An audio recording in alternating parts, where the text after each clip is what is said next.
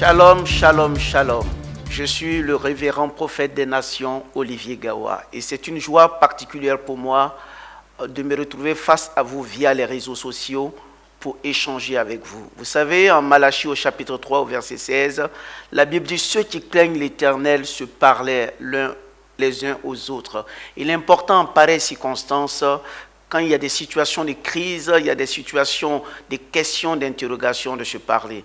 Bien avant que nous nous parlions, je vous inviterai à écouter avec beaucoup d'attention cette belle adoration qui va vous transporter et nous reviendrons pour commencer ce direct. Dieu vous bénisse. Levons la voix d'un même cœur, proclamant la victoire du Seigneur. Nous ne craignons pas d'annoncer sa parole, proclamant la victoire du Seigneur.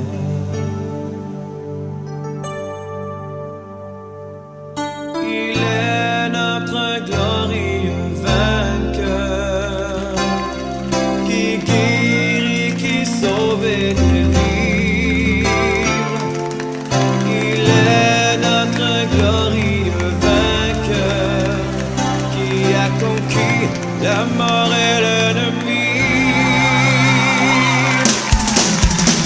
Le lion de Juda, le lion de Juda, le lion de Juda, brise les chaînes. J'espère que cette dégustation s'est faite avec beaucoup d'appétit au niveau de vos oreilles, de votre âme, et que le lion de la tribu de Juda a effectivement brisé les chaînes autour de vous, et il continuera à les briser pour délivrer les nations du monde entier des différents fléaux qui sévissent, et particulièrement celui du coronavirus. En Israël, il y avait 12 tribus. Et chaque fois qu'Israël devait aller en guerre, lorsqu'Israël consultait l'Éternel, c'est la tribu de Juda qui montait en premier. Juda signifie louange. Donc Israël mettait la louange en avant, Israël célébrait son Dieu, et la louange dévançant Israël, Dieu se manifestait au sein du peuple d'Israël en accordant une grande délivrance et en faisant subir une grande défaite aux ennemis du peuple d'Israël. Donc j'ai été touché par la tribu d'Israël et j'ai été particulièrement touché par une autre tribu qui est la tribu d'Issachar. Il est dit dans les Saintes Écritures que les fils d'Issachar savent discerner le temps et les saisons. Donc ils avaient la lecture des événements, ils avaient la lecture des saisons, ils avaient la lecture des situations. Et en pareille circonstance que nous vivons, nous avons l'obligation d'être de la race des fils d'Issachar, d'être de la race de ceux qui ont la compréhension élargie, d'être de la race de ceux qui ont la connaissance avancée, d'être de la race de ceux qui comprennent ce qui est caché derrière la lettre, d'être de la race de ceux qui perçoivent les choses à venir, d'être ceux qui voient loin. Et j'aimerais qu'on parle du coronavirus puisque c'est l'actualité. Écoutez-moi bien, lorsque nous lisons dans les 5 Écritures, en Ecclésiaste 1, du verset 9 à 10, la Bible dit « Il n'y a rien de nouveau sous le soleil. Ce qui a été, c'est ce qui est et c'est ce qui sera. » Le coronavirus, pour nous, enfants de Dieu, c'est vrai, en termes de nom, c'est un nom nouveau, mais en termes de pandémie, d'épidémie, ce n'est pas nouveau pour nous. Parce que nous savons qu'avant que le coronavirus ne soit, il y a eu dans le passé la peste, il y a eu également l'Ebola, il y a eu la grippe aviaire, et il y a eu des inondations, le tsunami. Le monde a été habitué à vivre des chaos. Pourquoi ? La Bible dit que le Dieu de ce siècle, Satan, a aveuglé l'humanité et fait subir tous ces chaos à l'humanité. Il a lui donné son agenda par la parole de Dieu. Dieu nous fait connaître plutôt son agenda. En Jean chapitre 10 au verset 10, le prince de ce monde est venu pour égorger, pour tuer, pour dérober. Voici son agenda. Et le coronavirus participe à l'agenda diabolique, à l'agenda satanique. Donc nous connaissons son agenda et nous savons que ce n'est pas nouveau. Jusqu'à ce que le prince de paix, Jésus de Nazareth, notre Hachem, le Yeshua, vienne régner dans ce monde, l'humanité connaîtra de telles pandémies, de telles catastrophes. Mais nous sommes rassurés pour nous, enfants de Dieu. La Bible dit, dans un passage que je vous ferai lire tout à l'heure, ne faites point du mal à l'huile et au vin. L'huile, c'est ceux qui sont oints de l'Esprit de Dieu, et le vin, c'est ceux qui ont cru dans le sacrifice sanglant de Jésus, comme le sacrifice qui nous sauve et qui nous préserve de tout mal. Chaque enfant de Dieu qui a cru est préservé. Et j'aimerais donc encourager ceux qui sont dans la foi, dans le Seigneur Jésus, à garder leur foi. Et ceux qui ne sont pas dans la foi, à accepter Jésus, parce qu'il y a urgence. Il y a urgence prophétique, il y a urgence eschatologique. Il était important que je brosse ces choses avant d'entrer dans le vif du sujet. Le coronavirus existait déjà. Il existait dans certains animaux et c'était un virus qui a fait une fusion avec un autre qu'on appelle le SRAS. Et l'amalgame des deux a fini par faire de lui un virus mutant, un virus extrêmement meurtrier qui ravage des vies et qui ravage énormément de vies. Nous savons aujourd'hui que l'Italie a passé le cap des 10 000 morts, l'Espagne a 6 606 morts et j'en passe. La désolation et la mort sévit partout dans l'humanité, au point où beaucoup sont à se demander si ce n'est pas la fin du monde, si la fin du monde n'est pas arrivée. Donc il est donc important pour moi de vous rassurer que ce n'est pas encore la fin. La fin du monde n'est pas encore arrivée et elle n'arrivera pas jusqu'à ce que le monde comprenne qu'il faut accepter Jésus. Elle n'arrivera pas jusqu'à ce que le salut soit prêché, jusqu'à ce que l'amour de Dieu soit manifesté. Et ceux qui auront rejeté cela, ceux qui auront piétiné cela, alors feront face à cette fin soudaine. La fin du monde arrivera certainement, mais Dieu use de son amour en permettant qu'il y ait encore des temps pour prêcher, des temps pour évangéliser, des temps pour annoncer sa parole, des temps pour tendre la main, afin qu'ils sachent que le salut de Dieu est manifeste également pour eux. Écoutez-moi bien, donc ce virus ayant muté, ayant tué des personnes aujourd'hui, quelle est l'attitude des enfants de Dieu vis-à-vis de ce virus? Quelle est l'attitude des enfants de Dieu vis-à-vis d'une telle pandémie? Quelle est l'attitude des enfants de Dieu vis-à-vis d'un tel fléau? Que devons-nous faire? Quelle attitude devons-nous avoir? Que devons-nous retenir? Quel est le message que Dieu nous donne au travers de tout ce qui se passe? Il est important d'avoir cette analyse, d'avoir cette compréhension pour que nous soyons des sachants qui sachent éclairer les autres et attirer l'attention des plus faibles et des plus ignorants sur certaines situations.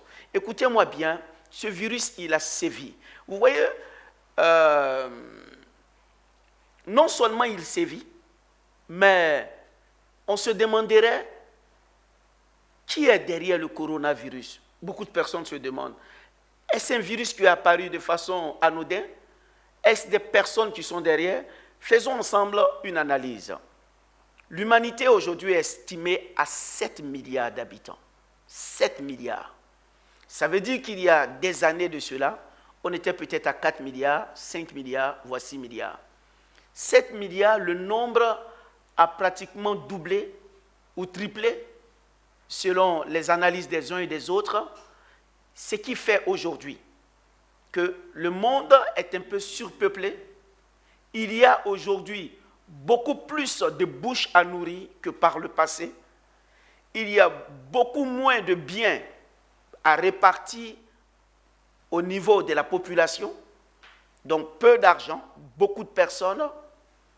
Aujourd'hui, des problèmes d'habitation se créent, des problèmes de logement se créent, des problèmes de transport se créent, il y a des problèmes de migration qui se créent, migration vers l'Europe, migration également vers l'Afrique. Donc, il y a des problèmes qui secouent l'humanité et qui sont dus à la démographie. Écoutez-moi, les oligarchies, les puissances mondiales, certains leaders d'entre eux qui sévissent, qui disent qu'ils sont ceux qui contrôlent le monde, ont estimé qu'il fallait réduire la population mondiale. Et quelqu'un me dirait que c'est osé que je dis cela. Non, ce n'est pas osé. Ça répond à une stratégie diabolique. Parce qu'au temps d'Israël, lorsque le peuple d'Israël se multipliait et qu'il devenait puissant, Pharaon avait demandé à ce qu'on tue des enfants hébreux pour diminuer le nombre des Hébreux, pour réduire le nombre des Hébreux, pour ne pas qu'ils soient puissants, pour ne pas qu'ils envahissent l'Égypte. Donc c'est une stratégie que le diable utilise de longue date et qu'il est en train de répéter certainement par le coronavirus. Parce que rien qu'à regarder le nombre de morts, la façon dont les morts se comptent, on comprend qu'il y a un but que ces personnes-là, qui sont cachées derrière la conception de ce virus meurtrier, parce que n'oublions pas qu'il a été conçu par des hommes, il n'est pas apparu de nulle part. N'oublions pas que ces personnes-là, par la réduction de la population, sont en train d'atteindre un objectif qui s'était fixé. C'est important que l'enfant de Dieu ne soit pas ignorant sur ce fait-là. Mais nous sommes en paix, car la Bible dit, 1000 tomberont à notre côté, 10 000 à notre droite, nous ne serons pas atteints. Ils peuvent diminuer la population du monde, mais puisque tu as été planté par Dieu, tu resteras là et tu achèveras ta course, tu atteindras l'objectif pour lequel Dieu t'a fait. Au-delà de la problématique de la démographie, il y a aussi une autre raison. Une vidéo circule actuellement sur le net, elle date de 2019, où le pape aurait fait une annonce qu'il inviterait tous les dirigeants du monde entier, toute la crème des dirigeants du monde entier, à Rome, le 14 mai 2020, pour faire du monde un seul village, une seule entité, pour donner une nouvelle éducation, pour donner une nouvelle façon de gérer, pour activer un pacte universel. Lorsque nous, enfants de Dieu, nous attendons pape, vous pouvez aller voir cette vidéo sur, sur le site officiel du Vatican, et elle circule même sur les réseaux sociaux, elle n'est pas de moi, je m'inspire juste d'elle. Lorsque nous regardons cela et nous entendons l'expression pacte universel, village universel, même langage, cela nous fait penser à ce que la Bible nous dit, que les hommes vont avoir une monnaie commune, vont parler un seul langage, et toutes ces pratiques sont pour faire le lit de l'Antichrist, pour faire le lit de celui qui doit venir se proclamer Dieu. Donc, à la lecture de tels événements, en tant qu'enfants de Dieu, nous devons relever la tête et nous dire que notre Maître est à la porte et que le Seigneur Jésus revient bientôt. Nous devons redoubler de vigilance dans notre façon de marcher. Nous devons nous sanctifier chaque jour. Nous devons demeurer dans le jeûne et dans la prière, parce que les moments dans lesquels nous sommes sont des moments eschatologiques, sont des moments qui stipulent que la fin est proche. Il est important que je dise aux enfants de Dieu, l'Antichrist arrive. Et si l'Antichrist arrive, l'Église doit déjà être enlevée. Donc le Maître est à la porte. Redoublons de vigilance et sachons lire dans les événements. Coronavirus, ça c'est le nom que les scientifiques ont donné. Mais nous savons que nous avons affaire au diable derrière toutes ces choses-là. À nous d'être vigilants, à nous de savoir lire comme les enfants d'Issachar, les fils d'Issachar, dans les temps, dans les saisons, ce qui se trame et ce qui se fait. Il était important que je vous dise cela. Face à tout cela, que faut-il faire? Face à tout cela, il faut comprendre que c'est l'heure du combat. La Bible dit en 1 Samuel au chapitre 14 au verset 24, lorsqu'Israël était en guerre avec les Philistins, Saül a dit à Israël que personne ne mange, que personne ne boive, jusqu'à ce que nous remportons la victoire sur nos ennemis. Il nous montre par là l'attitude à avoir dans le combat.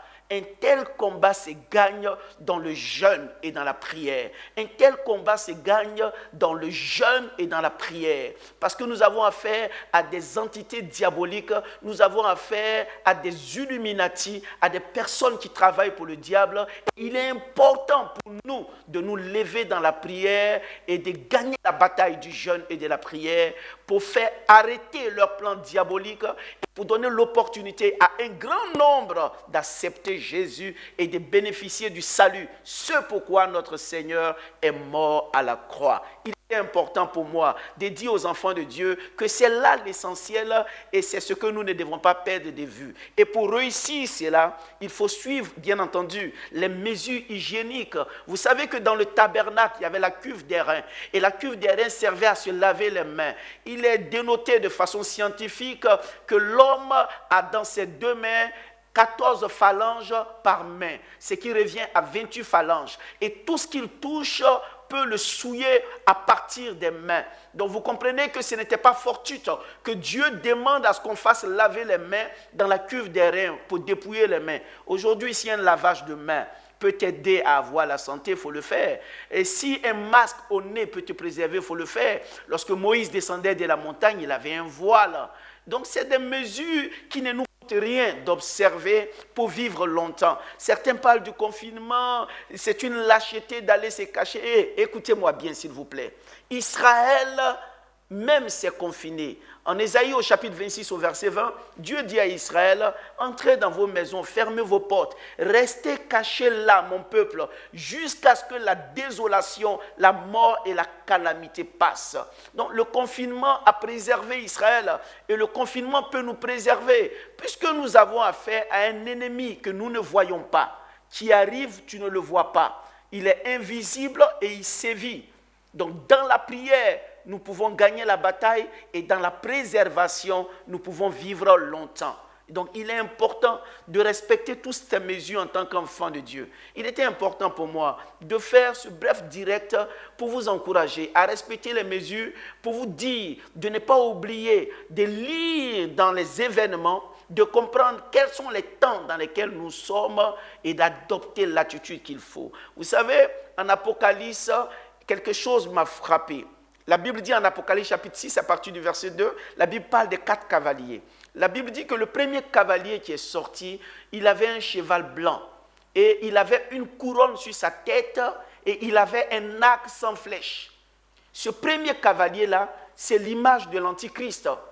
Il avait un cheval blanc, beaucoup auraient pensé que le cheval blanc fait penser au Seigneur. Non, quand vous lisez plus tard en Apocalypse 19, à partir du verset 11, la Bible parle d'un autre qui est monté sur un cheval blanc et la Bible nous donne son nom. Son nom est le témoin fidèle et véritable. Et la Bible dit qu'il a reçu tout pouvoir. Il s'agit là en Apocalypse 19, à partir du verset 11, de notre Seigneur Jésus-Christ. Mais le premier cavalier qui sort sur le cheval blanc, la Bible dit qu'il a une couronne. Il est sorti, on l'appelle le vainqueur, mais la Bible dit encore, il sort pour vaincre. Comment peux-tu être vainqueur et sortir pour vaincre? Ça veut dire que c'est quelqu'un qui s'attribue la victoire, mais qui n'a pas la victoire. Remarquez bien que l'arc qu'il a, la Bible ne nous définit pas qu'il a des flèches par rapport à son arc. Donc il a donc un arc sans flèche. C'est pour vous dire qu'il est un ennemi qui a été vaincu depuis l'aube des temps. L'agneau a triomphé de lui. Christ a effacé les actes qui nous condamnaient par la croix. Il a livré en spectacle le diable. Donc c'est quelqu'un qui est sur un cheval blanc et qui a un arc sans flèche. Donc c'est lui qui sort en premier. Pourquoi il sort en premier? Parce que ce cavalier sur ce cheval blanc est l'image de l'Antichrist. Donc c'est lui qui inspire les événements qui suivent en Apocalypse chapitre 6. Parce qu'après qu'il ait ouvert le chemin, les Saintes Écritures nous disent un deuxième cavalier sort, mais avec un cheval rouge au feu, un cheval qui a la couleur du sang. Et la Bible dit ce deuxième cavalier, il sort pour ôter la paix aux hommes de la terre, il sort pour que les hommes de la paix soient dans le tourment. Écoutez-moi bien, aujourd'hui quand on regarde l'humanité, la paix a quitté le cœur des hommes, c'est l'angoisse. Personne ne peut accepter de voir quelqu'un éternuer même à côté de lui. Les salutations, c'est la réclusion, c'est la peur, c'est la course au confinement. Aujourd'hui, c'est des interrogations. Quand est-ce que tout ça va finir? Ce cavalier roux, qui est le symbole du sang, qui est le symbole des fléaux, qui est le symbole du sang qui coule, est sorti. Et c'est pourquoi il y a la désolation partout, il y a des morts partout.